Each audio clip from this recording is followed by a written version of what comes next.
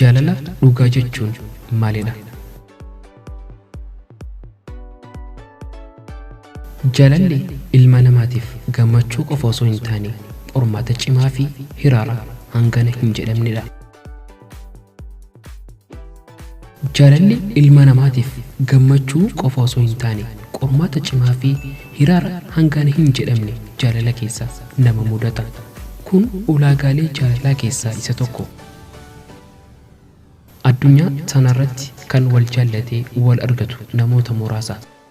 Inni kun osoo wal jaallatee imimmaan waliif ba'uu jiruudhaan addaan fagaata. Kun immoo jaalala dhugaadhaan qabamee jaalalli isaas gatii dhabee akkuma onneen isaa madoofteetti hafa. Addunyaa tanarratti wanti akka jaalalaa nama miidhuu danda'u jira jedhee hin yaadu. Osoo akka yaada kiyyaatti kan wal jaallate hundi wal argata. Garuu hiree jaalalaa qooda Rabbiiti. Akkuma nuti nama tokko jaallannutti kan nu jaallatus hedduudha. Garuu irra caalaan keenya kan jaallanne malee kan nu jaallateef bakka hin qabnu.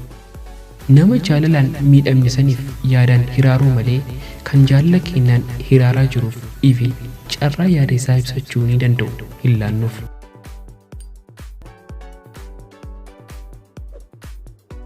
Yaada isaa dhageenyus deebii gahaa hin laannuuf tuffannee bira tarra.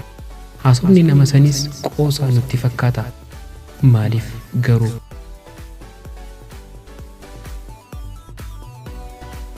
Jaalalli immoo cubbuudha.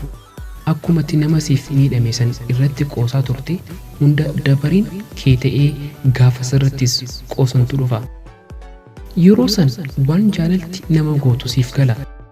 Namoota duraan jaalalaan miidhaa turte hundaaf gaafa sirras gahee agartee hubattaaf maanaan jaalalaa guyyaa san siif gala. Nuti namoota yoo jedhamnu yeroo baay'ee dantaa keenyaaf malee dantaa namaatiif jennee daqiiqa takkaaf hin dhiphannu. Mee kan jaallanne qofaaf osoo hin taane kan nu jaallatuufis carraa of tahee jiraachuu ni danda'u haa kenninuuf.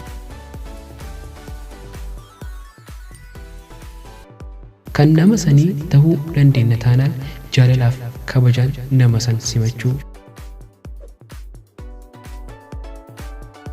Kan nama sanii ta'uu hin dandeenyu taanaan akka sirraa abdii kutatee of tahee jiraatuuf yaada kee ifaaf bilisaan ani kan kee ta'uu hin danda'u jettee kabajaaf jaalalaan ofirraa gaggeessuu.